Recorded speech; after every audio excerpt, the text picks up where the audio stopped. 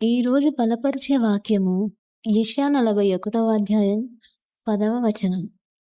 భయపడకుము, నేను నీకు తోడయున్నాను. దిగులు పడకుము, నేను నీ దేవుడా.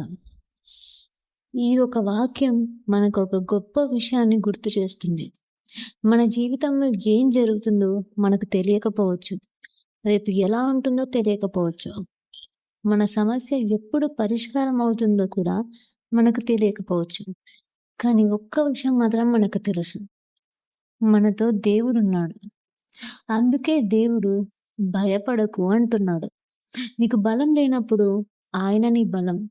నువ్వు ఒంటరిగా ఉన్నట్టు అనిపించినప్పుడు ఆయన నీతో కూడా ఉన్నాడు.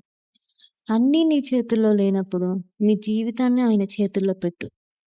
ఈరోజు నీ హృదయంలో ఏ భయం ఉన్నా, దేవా నువ్వు నాతో ఉన్నావు అని నేను నమ్ముతున్నాను అని చెప్పు.